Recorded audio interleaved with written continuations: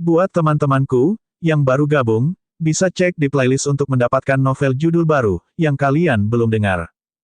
Bab 1243, Headliner, Arus Bawah, dan Peringatan Berulang.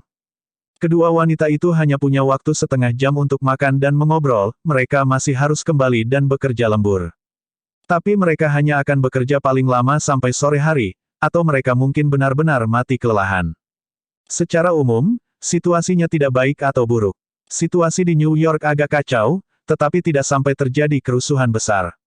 Harus dikatakan bahwa obsesi terhadap smartphone telah benar-benar mengurangi keinginan banyak orang untuk keluar dan menimbulkan masalah di jalanan. Batman menjadi berita utama, dan Black Cat berhasil menempati peringkat 5 besar berita utama.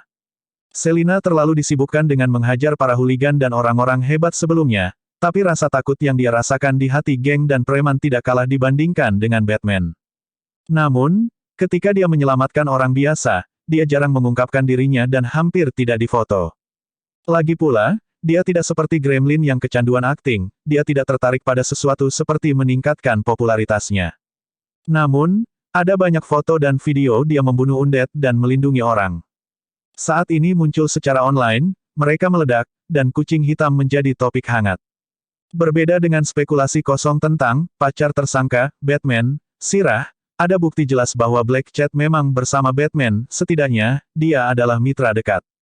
Juga, dia adalah pahlawan super wanita pertama, dan mewarisi gaya Batman, dia suka menyelamatkan orang dan tidak suka membunuh orang, paling-paling, dia mematahkan beberapa tulang. Bahkan armornya cocok dengan Batman, dan mereka memiliki penampilan yang mirip. Banyak preman yang dipukuli bahkan menegaskan bahwa Batman dan Black Cat lah yang memasukkan mereka ke rumah sakit. Luke tidak mengatakan apa-apa tentang antusiasme ini.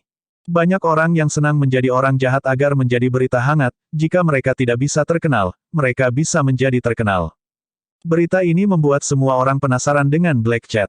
Lagi pula, tidak lagi menyenangkan untuk menghebohkan Batman CP. Sekarang ada target yang sudah jadi, dan CP berubah menjadi cinta segitiga, akan sia-sia untuk tidak menghebohkan ini. Sementara media dan publik sebagian besar berfokus pada Batman dan Black Cat CP, agensi justru meningkatkan kewaspadaan mereka. Karena Batman semakin kuat dan kuat. Kekuatan ini tidak datang dari dirinya sendiri, tetapi juga dari hubungannya yang tidak biasa dengan Iron Man dan pasangan setianya, Black Cat. Batman, yang kuat dalam hal dirinya, pasangannya, dan sekutunya, tidak lagi berbahaya seperti ketika dia pertama kali muncul. Sekarang sudah menjadi rahasia umum bahwa Batman tidak melakukan hal buruk, bahkan sebagian besar penjahat dan mengakui hal ini.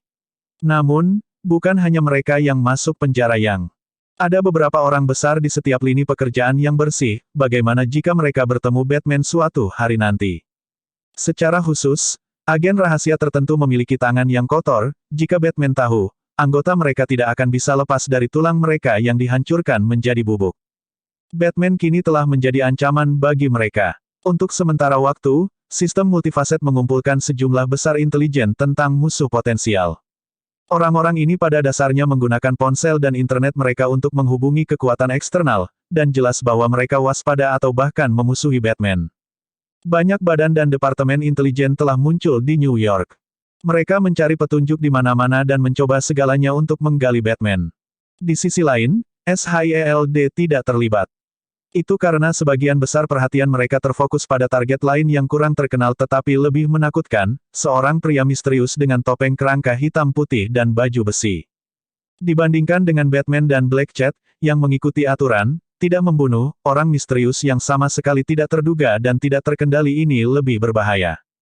Menurut intelijen yang dibagikan oleh RIPD, sosok hitam putih misterius ini telah membunuh hampir 1000 undead dalam hitungan menit, dan undead tidak mampu melawan.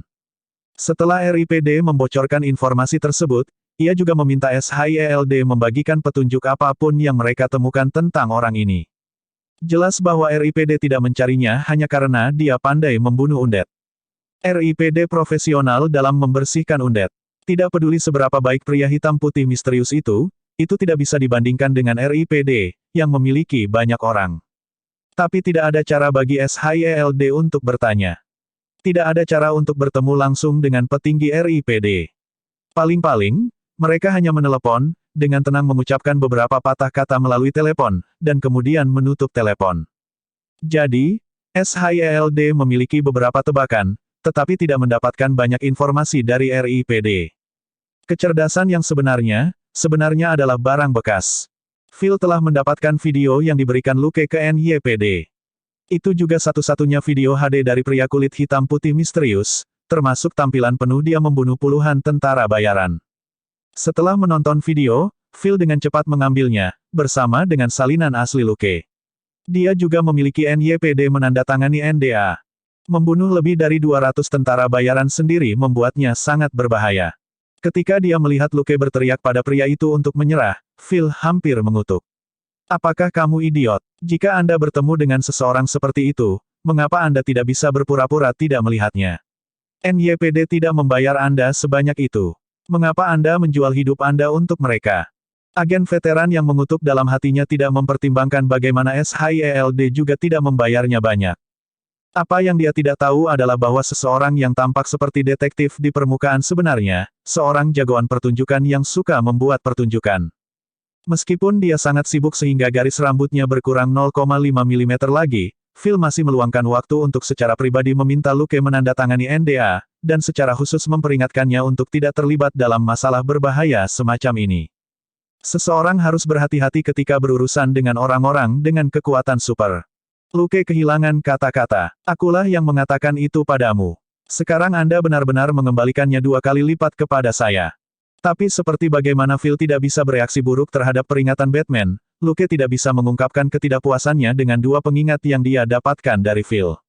Pada akhirnya, dia hanya bisa menggumamkan pengakuan sekali atau 2 kali untuk menyelesaikannya. Hari-hari berikutnya sunyi, seolah-olah. Kekacauan yang disebabkan oleh Undead membuat Komisaris NYPD gugup sekali lagi.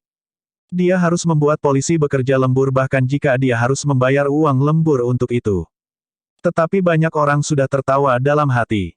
Komisaris benar-benar bernasib buruk, untuk menghadapi sesuatu yang aneh seperti Undead yang mendatangkan malapetaka. Tidak ada preseden, jadi dia hanya bisa menjadi kambing hitam. Sebagian besar waktu, itu bukan karena seseorang telah melakukan kesalahan, tetapi karena dia adalah kandidat yang paling cocok.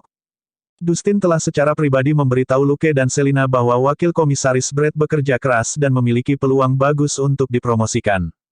Luke hanya bisa terkekeh mendengarnya. Pada akhirnya, demi Dustin, dia secara tidak langsung mengingatkannya untuk tidak terlalu memikirkan Brett yang mengambil posisi teratas. Munculnya pahlawan super dan penjahat super hanya akan membuat petinggi NYPD semakin pusing. Namun, Dustin sangat tenang. Dia hanya berkata, apakah Anda pikir ada orang yang bisa menolak untuk memperebutkan kursi itu? Lukas tidak punya apa-apa untuk dikatakan. Burung akan mati untuk makanan dan manusia akan mati untuk keberuntungan. Bagi banyak orang, kekuasaan tidak kalah menggoda dari kekayaan. Bab 1244, Bebas Roaming, dan Pengunjung. Dustin menambahkan, selain itu, sekarang kita memiliki monster yang menyebabkan masalah. Jika Brett benar-benar menjadi komisaris, dia harus mengambil tindakan pencegahan terhadapnya. Lukas tercengang. Tindakan pencegahan. Mungkinkah komisaris ini memiliki kekuatan militer yang menargetkan supranatural? Ini bukan sesuatu yang bisa dimiliki oleh seorang Big Shot biasa. Pertama, tekankan betapa tragedi ini berulang-ulang. Cepat atau lambat, orang akan sampai pada kesimpulan bahwa bukan NYPD tidak kompeten, tetapi lawannya terlalu kuat. Lalu, jika ini terjadi lagi di masa depan, apakah menurut Anda Brett juga akan disalahkan? Jika komisaris berikutnya naik, hal yang sama terjadi, dan dia mundur, lalu apa? Dustin tersenyum. Setelah berhenti sejenak, ia melanjutkan, istilah seorang komisaris adalah 5 tahun. Jika orang di kantor diganti 2 kali dalam 5 tahun, maka itu akan berubah menjadi situasi di mana apapun terjadi. Brett hanya perlu menanamkan ide ini pada orang-orang New York, sehingga dia tidak akan terlalu disalahkan. Luke hanya bisa mengangguk mengerti. Dustin tahu bahwa Luke tidak tertarik pada hal-hal seperti ini, jadi dia menggunakan cara paling sederhana untuk menggambarkan masalah ini. Situasi sebenarnya jelas jauh lebih rumit daripada yang dia bayangkan, tetapi Luke hanya perlu mengetahui poin-poin kuncinya. Penjelasan anak sekolah ini khusus untuk Luke. Lagi pula, Luke tidak peduli dengan masalah ini. Jika Dustin tidak menjelaskannya, orang ini mungkin hanya akan memberikan, "Oh," dan berhenti begitu saja. Untungnya, orang ini juga sangat bisa diandalkan. Selama Dustin mengatakannya sekali, dia tidak perlu khawatir tentang Luke yang main-main di masa depan. Adapun Detektif John, dia lebih muda dari Dustin dan memiliki kurang dari seperlima rambut Luke, tetapi dia menolak untuk mendengarkan, dan menyinggung banyak orang. Untungnya, John sendiri memiliki koneksi yang cukup kuat, dan Dustin tidak harus menghadapi semua tekanan jika orang lain ingin mengacaukannya. Jika itu berlarut-larut, secara alami akan ada orang-orang besar dalam utang John yang akan menengahi. Tapi Dustin masih lebih suka bawahan seperti Luke dan Selina. Mereka pandai berkelahi dan memecahkan kasus, tidak serakah dan tidak main-main, dan tidak mengambil keuntungan ketika dia membiarkan mereka berkeliaran untuk bekerja. Luke dan Selina pulang lebih awal pada pukul 2 siang. Saat ini ada banyak insiden kecil yang terjadi di New York, tetapi Luke dan Selina tidak tertarik untuk mengurusnya. Alasan mereka sibuk beberapa hari yang lalu adalah untuk menghindari reaksi berantai yang dipicu. Sekarang setelah tidak ada kerusuhan, masalah kecil ini diserahkan kepada petugas patroli. Namun, emosi petugas patroli sedang dalam kekacauan. Sudah menjadi konsensus umum di antara mereka bahwa mereka menginginkan kenaikan gaji untuk 2 tahun ke depan. Posisi komisaris goyah, dan itu bukan hanya karena penjahat super dan perbuatan Luke dan Selina, konflik terbesar ada hubungannya dengan gaji. Dalam menghadapi tuntutan dari petugas garis depan seperti petugas patroli dan detektif untuk kenaikan gaji, komisaris menunda melakukan sesuatu. Bagaimanapun, dia tidak secara resmi terlibat dalam negosiasi dengan wali kota. Pemahaman umum di kalangan petugas di bawah adalah bahwa komisaris ingin menyedot wali kota. Dia menghentikan masalah ini sejak awal bahkan sebelum membawanya ke wali kota. Hanya sedikit orang yang menyukai bos yang tidak bisa memperjuangkan keuntungan bagi bawahannya. Paling tidak, komisaris memiliki reputasi buruk di antara petugas patroli dan detektif. Konflik atas gaji dan serentetan kasus besar baru-baru ini telah menyebabkan lebih banyak perwira polisi tingkat bawah pensiun. Hal ini pada gilirannya mempengaruhi jumlah orang yang bersedia bekerja sebagai polisi. Gaji tahunan awal yang diberikan NYPD kepada petugas baru telah turun menjadi 23.000, sementara gaji petugas polisi hanya sekitar 35.000. Di New York, pusat dunia, ini sangat murah. Itu juga alasan mengapa NYPD menurunkan persyaratan usia minimum untuk pelamar polisi menjadi 17,5 dan kualifikasi akademik minimum menjadi ijazah sekolah menengah. Begitu saja, jumlah petugas polisi terus berkurang, dan semakin banyak kasus dan perselisihan yang harus ditangani.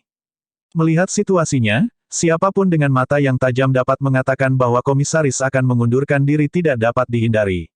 Satu-satunya pertanyaan adalah berapa lama lagi dia bisa bertahan. Luke menghitung bahwa apakah wali kota baru akan menjabat pada akhir tahun atau tidak, komisaris memenuhi syarat sebagai kambing hitam untuk semuanya. Tentu saja, komisaris itu tidak bodoh, seorang idiot tidak akan bisa duduk di posisi itu. Bisa dikatakan bahwa seseorang bisa mendapatkan banyak bahkan hanya 1 hari di posisi itu. Komisaris mungkin tidak tahu pada awalnya bahwa masalah gaji akan menempatkan dia dalam posisi pasif, tetapi dibandingkan dengan bentrokan langsung dengan wali kota, yang akan melihat pemecatan langsung, dia lebih suka tinggal di posisi ini sedikit lebih lama. Sekarang, dia menuai manfaat dari setiap hari dia tetap di posisi ini. Bagaimanapun, dia tidak akan menderita kerugian apapun. Hanya orang bodoh sejati yang akan menganggap politisi Amerika sebagai idiot. Kenaikan gaji bukanlah hal yang buruk bagi Luke dan Selina. Kepala departemen kecil seperti Dustin sama sekali tidak ingin bawahan mereka menjadi tidak berguna. Dengan petugas polisi tingkat bawah menjadi kurang efisien setiap hari, petugas ini pasti akan menjadi kurang mampu. Setelah masalah ini selesai dan orang-orang ini kembali bekerja, efisiensi mereka pasti akan turun.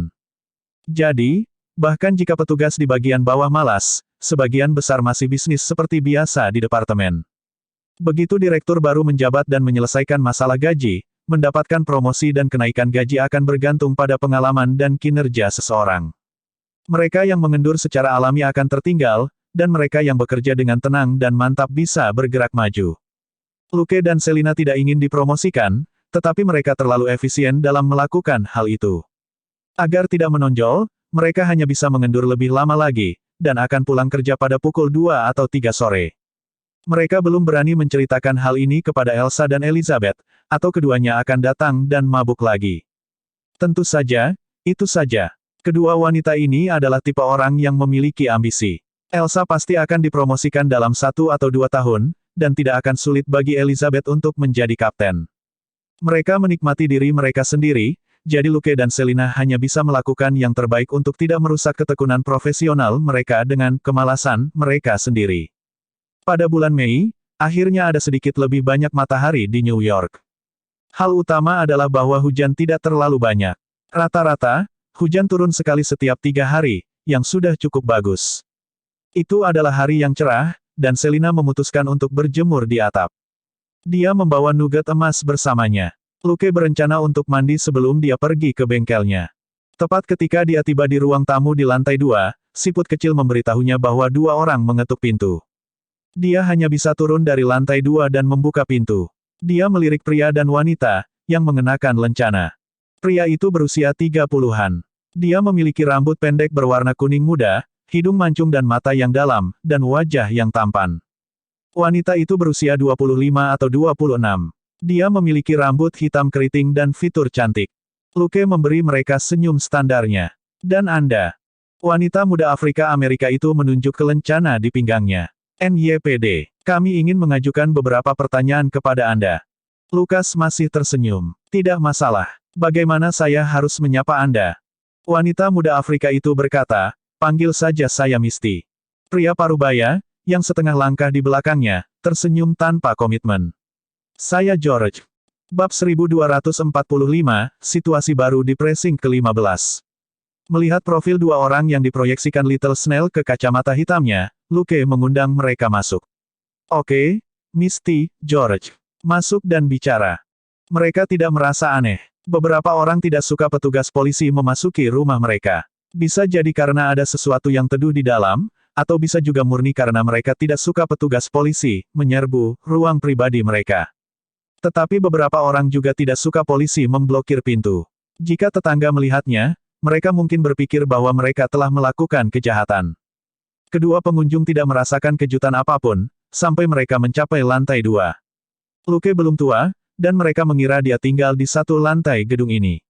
Namun, tidak ada ruang tamu di lantai 1, sedangkan lantai 2 memiliki ruang tamu yang luas. Ini bukan sesuatu yang orang biasa mampu. Luke mengundang mereka untuk duduk dan menunjuk ke teko kopi. Ingin beberapa? Mereka berdua tidak keberatan. Luke menuangkan kopi dan mereka bertiga menyesap minuman mereka. Misty, yang tidak terlalu menuntut kualitas dalam kesehariannya, mau tak mau memuji kopinya. Luke tersenyum tetapi tidak mengatakan apa-apa.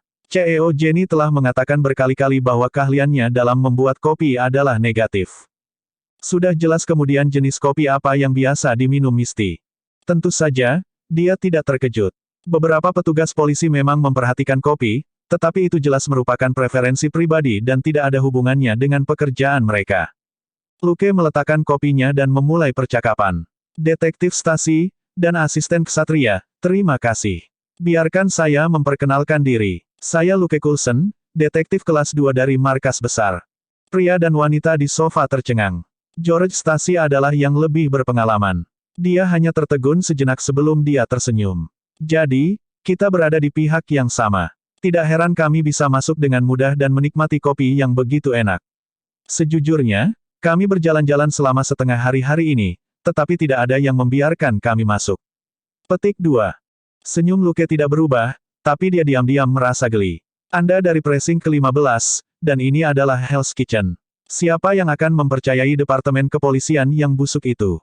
Jika polisi kotor dari Polsek 15 benar-benar masuk ke dalam rumah, mereka bisa langsung menanam sesuatu dan menjebak penghuninya, atau melakukan penggeledahan.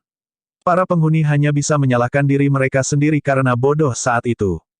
Tetapi dia tahu bahwa keduanya tidak akan melakukan hal seperti itu, karena mereka baru saja tiba di pressing ke-15 beberapa bulan yang lalu. Menurut Elsa dan Elizabeth, mereka berdua sudah membersihkan kantor polisi ke-15 dan mengusir sekelompok polisi kotor dari NYPD. Jelas, keduanya didukung oleh Haki, dan mereka cakap dan bijaksana. Mereka menggunakan kotoran yang mereka miliki pada polisi kotor ini untuk memaksa mereka mengundurkan diri. Bukannya kedua orang ini tidak ingin mengirim mereka ke penjara, tetapi mereka benar-benar tidak bisa menyiarkan cucian kotor pressing 15 pada saat seperti ini, atau komisaris bermasalah akan diberhentikan dalam beberapa menit. Juga, NYPD berada di tempat yang ketat baru-baru ini.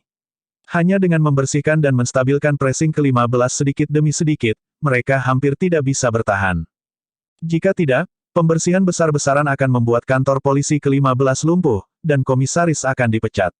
Siapa yang mau membantu merapikan precinct ke-15? Suasana menjadi jauh lebih baik setelah itu. Mereka mengobrol dan tertawa tentang Departemen Kepolisian dan New York. Faktanya, Luke tahu bahwa Misty Knight mengirim pesan di telepon titaniumnya ke Haki untuk mengonfirmasi identitasnya. Setelah menerima profil dasar Luke, dia secara terbuka memeriksa wajah Luke untuk memastikan bahwa dia adalah orang yang sama seperti di foto. Kemudian, dia bertukar pandang dengan George Stacy, direktur baru dari precinct ke-15. Baru kemudian George benar-benar rileks. Harus dikatakan bahwa banyak hal beracun telah tertinggal di precinct ke-15. Hanya karena Luke memiliki sistem kecerdasan yang beragam sehingga dia begitu terbuka. Bahkan jika George dan Misty mendengar Luke memperkenalkan dirinya, itu bisa menjadi jebakan yang dibuat oleh mantan rekan. Tentu, mereka tidak waspada sekarang. Lagi pula, Luke mengatakan bahwa dia baru dipindahkan ke New York Oktober lalu, dan langsung bergabung dengan biro detektif. Sangat tidak mungkin dia berhubungan dengan precinct ke-15. Setelah memverifikasi ini dari profil dasarnya, Misty mengangguk pada George. Mereka mengobrol selama lebih dari 1 jam sebelum Luke mengantar mereka pergi. Sebelum mereka pergi, George dan Misty memberinya kartu mereka dan berkata bahwa Luke dapat menghubungi mereka untuk apa saja.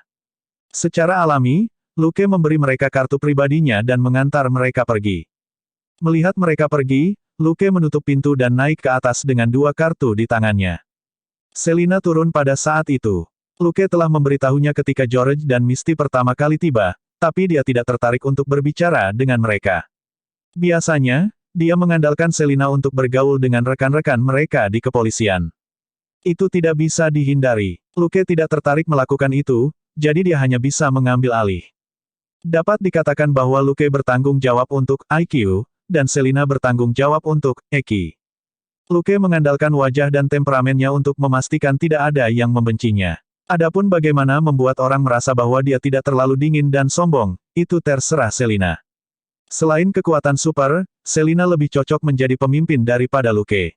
Paling tidak, dia tidak akan menyinggung orang tentang sesuatu yang sederhana seperti preferensi yang berbeda, sementara Luke tidak tahu tentang hal-hal kecil seperti ini.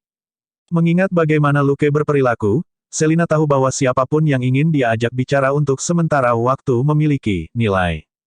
Misalnya, dia memperlakukan Matt dan Foggy secara berbeda, sementara obrolannya dengan Karen, kecantikan nomor 1 di firma hukum, tidak pernah berlangsung lebih dari 5 menit.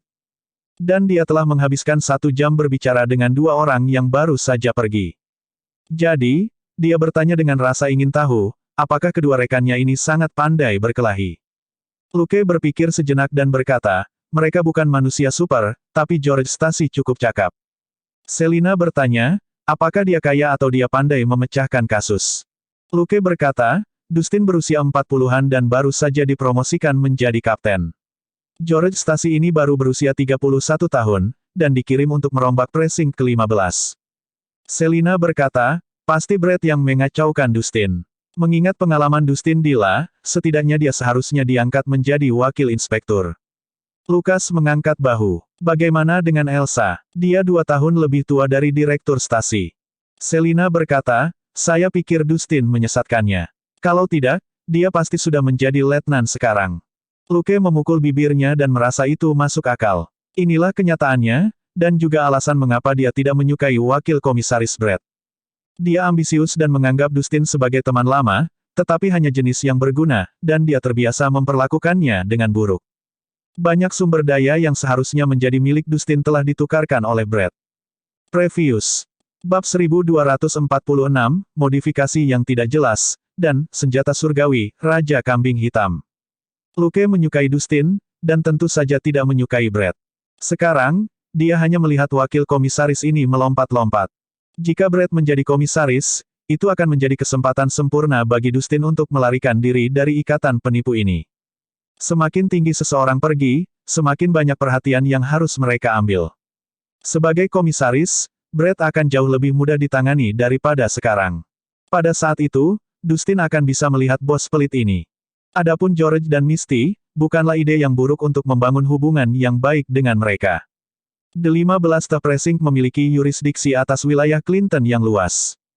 Jika mereka memiliki hubungan pribadi dengan bos di sini, mereka akan menerima lebih banyak dukungan di daerah tersebut. Itu adalah kepentingan kedua belah pihak dalam jangka panjang, mereka berdua menginginkan hukum dan ketertiban di Clinton membaik, jadi kerja sama itu bermanfaat.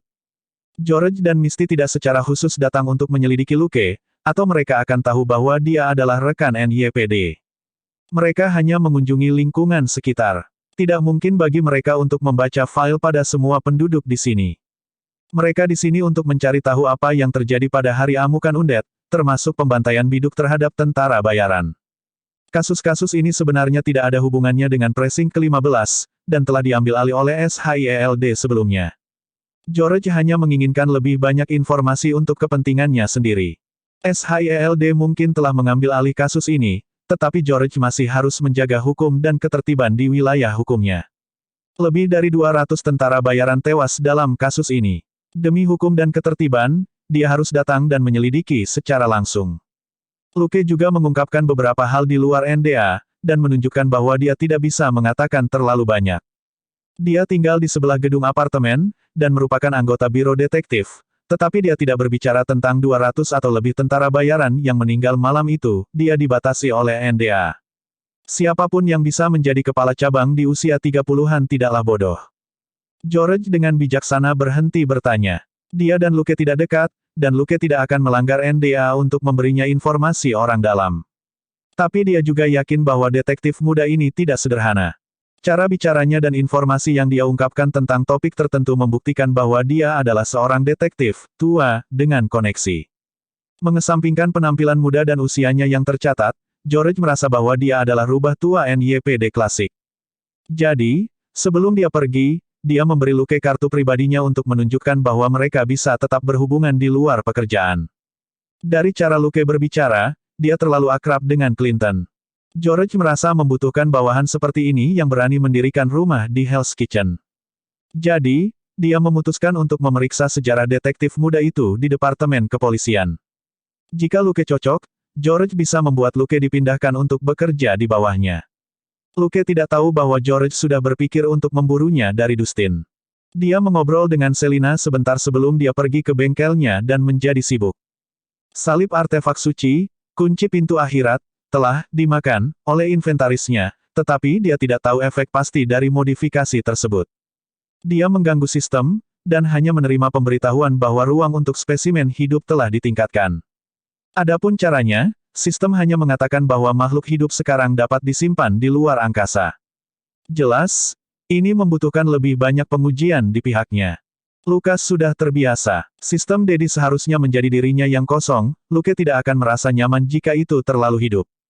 Bagaimanapun, dia memiliki banyak percobaan untuk dijalankan, jadi satu lagi tidak masalah. Saat ini, proyek uji coba pertamanya melibatkan berbagai jenis peralatan mekanik dan elektronik, seperti baju besi, mobil, teknologi penerbangan, nanoteknologi, dan berbagai senjata. Proyek ini sebagian besar didukung oleh kemampuan Tony. Luke juga menggunakan teknologi Predator dan bagian-bagian lain dari teknologi yang telah dia kumpulkan, dan menggabungkannya untuk pengujian sesuai kebutuhan.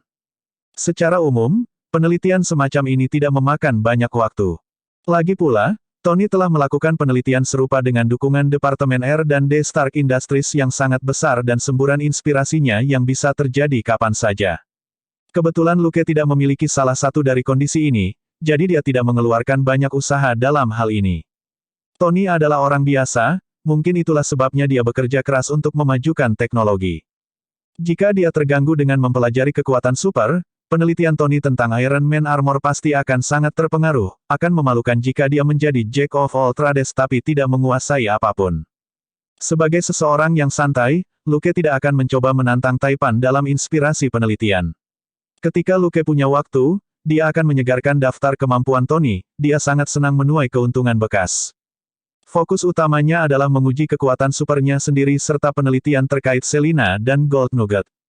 Dibandingkan dengan Tony, keuntungan terbesar mereka adalah kekuatan super mereka. Pendekatan yang paling cocok adalah menerima apa yang dimiliki seseorang dan bekerja dengan sepenuh hati untuk mengembangkannya. Dengan begitu, jika teknologi Tony tidak bisa menyelesaikan masalah, setidaknya Luke masih bisa mencoba dengan kekuatan super. Atau, jika keduanya digabungkan, mungkin akan memecahkan masalah yang tidak bisa diselesaikan oleh satu pihak saja. Namun, hal terpenting bagi Luke saat ini bukanlah meningkatkan kemampuan bertarung. Kemampuan tempurnya adalah teknologi plus kekuatan super. Terlepas dari beberapa orang di bumi dengan curang, tidak ada orang lain yang bisa dibandingkan dengannya. Jadi, yang paling penting adalah sistem pendukung. Kambing hitam Raja Biduk telah resmi memulai debutnya, tapi itu tidak cukup. Kecuali jika Raja Kambing Hitam mengungkapkan wajahnya, dia tidak akan efektif, tetapi versi 1.0 dari perangkat keras yang dibutuhkan hampir selesai. Ini bukan lagi produk setengah jadi di mana hanya wajah yang bisa disalin, tetapi versi lengkap. Setelah bit terakhir selesai, sistem 1000 wajah akan dapat sepenuhnya mengubah penampilan seseorang. Dari tubuh hingga penampilan seseorang, tidak ada yang tertinggal. Satu-satunya downside adalah bahwa itu sangat lemah. Satu pukulan dari seseorang seperti Luke dan Selina, yang memiliki kekuatan manusia super, akan merusak sistem 1000 wajah. Tapi cacat ini bisa diabaikan untuk saat ini. Luke tidak akan menggunakan sistem 1000 wajah untuk bertarung, dia hanya akan menggunakannya untuk berubah menjadi orang lain, dan kemudian berubah menjadi alias lain di depan umum untuk memastikan bahwa penyelidikan apapun terhadapnya akan mengarah ke arah yang salah. Luke akhirnya menyelesaikan set lengkap pertama sistem 1000 wajah sebelum tengah malam. Seperti topeng 1000 wajah, versi 1.0 ini hanya bisa menyimpan satu model karakter. Dia memberi Batman kesempatan ini tanpa ragu-ragu. Sama seperti Raja Kambing Hitam tidak akan efektif jika dia tidak menunjukkan wajahnya, Batman pada akhirnya tetap harus menunjukkan wajahnya. Kelemahan Batman tidak mengungkapkan wajahnya adalah sulit bagi orang lain untuk sepenuhnya mempercayainya. Secara khusus, apa yang paling diinginkan Luke adalah mengubah sekutu menjadi rekan satu tim dalam sistem, dan penghalang kepercayaan terakhir adalah mereka tidak tahu seperti apa tampangnya. Apa yang dilakukan Phil dan Tony dapat dianggap menegakkan keadilan dan menghukum kejahatan karena mereka melindungi rakyat. Begitu mereka menjadi rekan satu tim, Luke dapat menikmati pengalaman dan poin kredit yang akan mereka bagikan dengannya. Bab 1247, Orang Bodoh Memiliki Keberuntungan Orang Bodoh. Lebih penting lagi, kemampuan rekan satu tim terbuka untuk Luke, yang berarti dia bisa menyegarkan mereka kapan saja. Dalam hal ini, mendapatkan rekan satu tim jauh lebih baik daripada 3 cara untuk mendapatkan kemampuan, yaitu mengalahkan, membunuh, atau mendapatkan rasa terima kasih seseorang. Itu karena kemampuan yang diperoleh melalui ketiga metode ini terbatas saat Luke mendapatkannya. Secara alami, orang-orang yang terbunuh tidak dapat meningkatkan kemampuan mereka. Orang-orang yang berterima kasih padanya tersebar di mana-mana, dan sulit untuk sering berhubungan dengan mereka. Juga, kemampuan mereka mungkin tidak meningkat secepat Luke sendiri mempraktikkannya. Mengalahkan seseorang lebih merepotkan daripada mendapatkan rasa terima kasih. Luke harus mengalahkan mereka lagi sebelum dia bisa menyegarkan kembali kemampuan mereka. Itu tidak mungkin sering digunakan pada seorang jenius seperti Tony, yang kemampuannya meningkat dari hari ke hari. Tony tidak bodoh. Batman telah menariknya ke dalam 2 atau 3 taruhan kecil. Bahkan jika Luke beralih ke metode perjudian yang berbeda di masa depan, orang ini pasti akan curiga. Karena itu, Luke harus menunjukkan wajahnya dan tetap berhubungan dengan Tony lebih sering. Tentu saja, dia sama sekali tidak akan melakukannya di tempat Tony. Jarvis memiliki beberapa peralatan pendukung, dan mungkin menemukan sistem 1000 wajah. Luke tidak ingin ketahuan. Setelah menyelesaikan sistem 1000 wajah, Luke memasukkannya ke dalam inventarisnya. Di tempat lain, tiruannya segera mengeluarkannya dan memakainya. Kemudian, dia meminta Alfred melakukan pemeriksaan langkah demi langkah. Itu bukan hanya pemeriksaan fisik, tetapi yang menggunakan segala macam detektor. Pada akhirnya, setiap masalah yang ditemukan berada dalam kisaran yang dapat diterima. Sistem dapat menipu sebagian besar peralatan, dan jika tidak, sistem dapat memblokir atau mengganggu tem. Itu tidak seperti tiruannya akan membiarkan orang lain melakukan pemeriksaan lengkap. Jika Tony memperhatikan gangguan tersebut, dia hanya akan berpikir itu normal. Hanya seorang idiot yang akan pergi menemui Tony tanpa perlindungan apapun. Sejak masalah dengan Paman Obaja, Tony menjadi semakin paranoid. Selain istri pertama, Pepper, dan Happy, kepala pengawal, tidak banyak orang yang bisa dia percayai sepenuhnya. Tony diam-diam telah menyelidiki sebagian besar orang di posisi penting di Stark Industries beberapa kali. Jarvis mencatat setiap orang yang mencurigakan dan menyelidiki mereka. Luke tidak tahu detail penyelidikan, tetapi sistem multifaset telah menemukan jejak di telepon dan jaringan online dari beberapa orang penting di Stark Industries. Jika itu orang lain, paling-paling mereka akan mencurigai adanya gangguan. Tapi Luke, yang telah sepenuhnya mengkloning kemampuan Taipan, bisa memilih gaya Taipan jika dia melihat lebih dekat. Dia tidak berpikir bahwa Tony terlalu berlebihan. Kebanyakan orang yang telah ditipu oleh orang yang paling mereka percayai akan bereaksi dengan cara yang sama. Manusia secara alami paranoid. Paranoia serius adalah ciri umum di antara orang kaya dan berkuasa. Adapun orang miskin, biaya paranoia terlalu tinggi. Ketika hidup hanya menjadi masalah, orang miskin akan secara selektif melupakan bahaya untuk perlindungan mereka sendiri. Luke bahkan lebih baik dalam menjadi paranoid. Sejauh ini, dia tidak pernah mengungkapkan kekuatan penuh atau kartu trufnya kepada siapapun. Dia tidak meragukan Robert, Catherine dan Selina, tapi dia waspada terhadap manusia super di dunia ini. Yang paling aman adalah jika dia satu-satunya yang tahu rahasianya. Paling tidak, kemungkinan mereka terekspos akan rendah. Dalam hal ini, dia lebih buruk dari Tony. Hanya saja dia memiliki mentalitas yang lebih baik daripada Tony. Dia hanya seorang detektif kecil, dan tekanan sekarang ada pada tiruannya, membebaskannya sepenuhnya. Saat Luke merenungkan ini, dia menyelesaikan debugging sistem 1000 wajah. Dia kemudian membuka pintu kamar gelap nomor 2 di villa tepi laut. Melihat John Wick, yang telah dipindahkan ke sini beberapa waktu lalu, dia berjalan masuk sambil tersenyum. Apakah kamu siap untuk menikmati hidup barumu? John meletakkan buku itu dan menyentuh kepala persegi anjing yang berbaring di sebelahnya. Apa kamu yakin? Dia menatap wajah palsu Luke dengan curiga. Karena dia akan pergi, mengapa Luke mengungkapkan wajahnya? Dia tidak mengenali wajahnya, tetapi dia tidak perlu melihatnya, kan? Untuk sesaat, dia memiliki firasat buruk. Rasanya seperti salah satu film yang dia tonton saat kecil, saat penjahat mengatakan bahwa dia akan membiarkan seseorang pergi, suara tembakan terdengar di belakangnya. Jika sutradara menyukai karakter ini, dia akan memberinya kesempatan untuk mengatakan sesuatu seperti, kamu berbohong padaku, atau, mengapa. Jika dia hanya tambahan, paling banyak akan ada close-up punggungnya atau matanya, masih terbuka lebar. John belum siap. Ketika dia jatuh nanti, haruskah dia mengangkat kepalanya dan melafalkan baris-baris klasik? Merasakan emosinya, Luke tidak bisa menahan geli. Baiklah, aku hanya mengirimmu ke tempat di mana tidak ada yang mengenalmu. Mulai sekarang, jangan biarkan siapapun tahu bahwa kamu ada hubungannya dengan Bugiman John, dan kamu bisa hidup bahagia sampai kamu mati karena usia tua.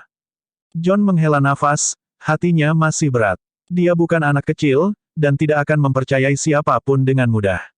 Dia perlahan berdiri, tetapi tepat ketika dia akan mengatakan sesuatu, dia merasakan sakit di lengannya. Melihat jarum yang sudah dikenalnya, dia tidak bisa menahan diri untuk tidak bergumam, kamu, seharusnya segera melakukannya. Anda membuat saya mendengarkan begitu banyak omong kosong, tetapi hasilnya sama. Raja pembunuh bayaran ini penuh dengan kebencian, tetapi dia tidak bisa menahan diri untuk tidak kembali ke kursinya. Luke mengangkat bahu dan menyingkirkan pistol penenang itu. Aku tidak menyuruhmu untuk berdiri. Saat dia berbicara, dia berjongkok dan menyentuh kepala persegi anjing itu. Kepala persegi, haha, tapi kamu pasti akan bahagia di masa depan. Saat itu, karena pewaris muda keluarga Tarasov membunuh anjing John, Raja Pembunuh mengirim ayah dan anak itu untuk bertemu dewa. Untuk dapat tetap berada di sisi seorang pecinta anjing seperti ini, dan sekarang John telah secara eksplisit diberitahu untuk tidak kembali ke pekerjaan sebelumnya, akan sulit bagi satu orang dan satu anjing untuk tidak bahagia bersama, di masa depan. Anjing itu menyeringai lembut dan menjilat tangan Luke. Luke menghindari lidah. Dia sudah terbiasa dengan dolar yang menjilat tangannya, tetapi dia akan mengirim keduanya pergi, dan dia tidak ingin pergi dan mencuci tangannya lagi. Dia juga menyuntik anjing itu dengan sepertiga dosis obat penenang. Setelah anjing bodoh itu pingsan, Luke melemparkannya dan pemiliknya ke ruang 2 dan mengusirnya. Setengah hari kemudian, John bangun. Jantungnya tersentak, dan dia tiba-tiba duduk dan melihat sekeliling sebelum dia santai. Itu adalah ruangan biasa dengan jendela terbuka. Sinar matahari bersinar melalui tirai, menciptakan bintik-bintik cahaya yang berkedip-kedip. Suara samar orang-orang di luar menunjukkan bahwa ini adalah lingkungan yang sangat biasa. Tapi wajahnya tiba-tiba berubah. Dia berguling dari tempat tidur dan melihatnya dengan waspada, sebelum ekspresinya berubah rumit. Seorang wanita sedang tidur dengan punggung menghadapnya. John mengerutkan kening dan menatap punggung wanita itu sejenak, sebelum dia dibangunkan oleh rengekan familiar di kakinya. Wajah konyol dengan kepala persegi muncul di kakinya, menggelengkan kepala dan ekornya saat memohon untuk dibelai. John santai. Anjing itu datang bersamanya. Jika Luke benar-benar ingin membunuhnya, dia tidak perlu mengirim anjing itu. Bab 1248, Paparazi Profesional dan Troll Online Berkepala Anjing. Duduk, perintah John sederhana, dan anjing itu segera duduk dengan patuh. Ia memiringkan kepalanya dan melihat tuannya berjalan ke tempat tidur dan mengangkat telepon dari meja samping tempat tidur. Ini bukan smartphone yang digunakan secara luas tahun ini, tetapi merek lama, Nokia. John mengenalinya. Setelah dia dikurung di ruang hitam, Luke memberinya memo untuk dihafal. Menurut memo itu, batu bata Nokia ini adalah perangkat komunikasi sekali pakai. Ketika John bangun, dia harus menelepon Luke untuk memastikan bahwa dia tidak dibuang ke laut di tengah jalan untuk memberi makan ikan. John dengan cekatan mengetikkan kata sandi 6 angka, dan buku telepon muncul dengan nomor yang tidak dikenal di dalamnya. John menelepon nomor itu. Telepon berdering selama 5 detik sebelum panggilan diangkat. Lalu, ada keheningan yang lama. Luke sedang makan siang, dan Alfred yang mengambilnya. Apa yang tidak diketahui John adalah bahwa dia bersaing dengan program AI untuk melihat siapa yang lebih sabar. Akhirnya, dia memilih untuk berbicara terlebih dahulu. Ada apa dengan wanita itu? Anda. Begitu dia berbicara, program preset di sisi Alfred menjawab, suara dan sidik jari cocok. Penelepon telah dikonfirmasi menjadi target. Pesan terkirim. John baru saja mengucapkan beberapa patah kata, ketika dia tiba-tiba mendengar nada panggil. Dia tidak bisa membantu tetapi bingung. Pada saat itu, teleponnya berbunyi dengan pesan baru. Dia membuka pesan itu dan melihat bahwa itu adalah alamat sebuah gudang di Taman Bungalow di kaki gunung di Rochinha, Rio de Janeiro. Ada tambahan kalimat, setelah Anda ingat alamatnya, tolong hancurkan ponsel ini. Selamat tinggal. Johan. 1 jam kemudian, John berjalan keluar dari bank swasta di Rio dengan sebuah kotak kecil dan segepok uang tunai. Di dalam kotak itu ada satu set lengkap ID untuk wajahnya. Ada juga kartu bank Swiss di dalam kotak, yang berisi 20 juta dolar. Itu adalah uang yang diberikan Luke kepadanya. Mulai sekarang, dia bukan lagi John Wick, tapi... Melihat paspornya, dia bergumam, Keanu Reeves. Luke tidak berniat menghubungi Bugiman lagi. Selama dia tidak cukup bodoh untuk mengungkapkan bahwa dia adalah Bugiman John, dia tidak akan pernah mendengar kabar dari Luke lagi. Tetap saja, Luke menonton video Keanu Reeves yang baru bangun dari tempat tidur dengan penuh minat. Karena dia sudah mulai memantapkan dirinya di Amerika Selatan, mudah baginya untuk menemukan seseorang untuk menyelesaikan misi biasa baginya. Tidak ada yang benar-benar peduli mengapa seseorang secara khusus mengirim seorang gadis Brasil yang ke pria kulit putih yang tidak sadarkan diri. Tapi kalau gadis Brasil yang memutuskan untuk mengambil keuntungan dari Tuan Reeves saat dia tidak sadarkan diri, Luke juga menyuruhnya tidak sadarkan diri. Itu membosankan, tidak bermoral dan sangat merepotkan. Tapi Lucas tidak peduli. Dia selalu ingat bahwa dia telah mengatakan bahwa dia akan menemukan pembunuh super ini sebagai cewek Brasil yang Seorang pria harus menepati janjinya. Luke diyakinkan ketika dia melihat Tuan Reeves yang baru berguling dari tempat tidur, ekspresi waspadanya berubah menjadi malu. Siapapun yang bangun dan merasakan sesuatu yang hangat dan montok di sebelahnya mungkin akan terkejut setelah sendirian selama beberapa bulan. Reeves sudah melakukannya dengan sangat baik, bahkan lebih baik dia meninggalkan video yang menarik sebagai souvenir. Itu pasti bukan karena pria ini terlalu tampan. Luke sangat yakin akan hal itu. Kalau tidak, Luke tidak akan secara khusus menyesuaikan usia wajahnya dengan pria berusia 25 tahun. Tapi sepertinya Pak Reeves sendiri belum terbiasa dengan wajah tampannya, apalagi setelah dihajar sejumlah cewek Brasil di jalan. Pada akhirnya, dia harus mengenakan kacamata hitam dan topi agar terlihat seperti pembunuh bayaran stereotip untuk keluar dari kekacauan ini. Luke tidak tahu tentang ini, dia juga tidak akan peduli bahkan jika dia tahu. Sistem 1000 wajah telah selesai, tetapi Luke tidak berencana untuk pergi menemui Tony untuk saat ini. Belum lama ini Batman terakhir kali pergi ke Stark Tower, dia butuh alasan bagus untuk mampir. Juga, ketika Undead menyebabkan masalah di New York, Taipan itu berada jauh di Los Angeles dan tidak dapat kembali tepat waktu. Dia mungkin depresi. 2 hari yang lalu, seorang paparazzo yang tidak bijaksana bertanya kepadanya, Tuan Stark, Apa pendapatmu tentang Batman sekarang setelah dia memiliki pasangan sejati? Wajah Tony menjadi gelap. Dia bahkan tidak melirik pria itu dan hanya memberi isyarat agar pengawal membawanya pergi. Namun, semua paparazzi di Amerika tahu bahwa ini adalah gaya Taipan. Mereka tidak bisa menuntutnya, atau mereka akan terlibat dengan Departemen Hukum Stark Industries selama sisa hidup mereka. Mereka juga tahu bahwa Taipan itu tidak cukup bodoh untuk secara fisik bergerak sendiri, tapi dia bisa menguliti mereka hidup-hidup dengan lidahnya yang beracun. Selama mereka memutarbalikkan kata-katanya yang tajam dan tidak baik, paparazzi hampir tidak bisa menjualnya sebagai berita. Jadi, banyak dari mereka ada di sini untuk dimarahi. Paparazzo ini tidak berhasil mendapatkan omelan, dan diseret ke samping oleh dua pengawal sampai Tony pergi. Dia tidak marah. Sebaliknya, ketika dia membolak-balik bidikan di kameranya, dia memperhatikan ekspresi Tony ketika dia ditanyai pertanyaan itu. Berpikir cepat, mata paparazzo tiba-tiba menyala, dan dia segera mengeluarkan smartphone-nya untuk mengetik draft. Judulnya adalah, ekspresi Iron Man berubah secara dramatis pada berita buruk itu. Alasannya sebenarnya dia. Artikel itu dirilis malam itu, dan menghasilkan banyak diskusi.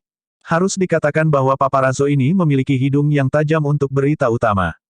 Ekspresi gelap Tony dalam sekejap secara paksa dikaitkan dengan kucing hitam.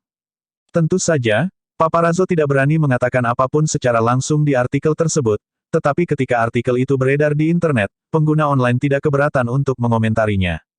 Ada banyak komentar seperti, Tony cemburu dan toleran, dan kucing hitam adalah dewi kami, tolong biarkan Batman bersama Iron Man, dan seterusnya. Gold Nugget mengetahui berita tersebut saat memarahi orang secara online, dan dengan senang hati membagikannya kepada Selina. Selina tertawa dan membacakannya untuk Luke saat makan malam. Melihat ekspresi halus Tony di foto, Luke hanya bisa menyerahkannya pada imajinasi liar paparazzo. Selina, di sisi lain, tertawa. Jangan marah begitu. Gold Nugget telah membantumu memarahi mereka. Luke mengangguk, lalu merasa ada yang tidak beres. Memarahi mereka. Dimarahi siapa? Selina menggigit lobster dan berkata dengan samar, orang-orang online. Bukannya Nugget emas bisa memanggil dan memarahi mereka, kan? Tanpa berkata-kata, Luke melihat ke langit-langit sebelum dia berkata beberapa saat kemudian, apakah kamu yakin bukan paparazzi yang menyewa Gold Nugget sebagai troll online? 5 sen untuk setiap komentar yang diposting. Selin bingung. Hah? Apa yang kau bicarakan?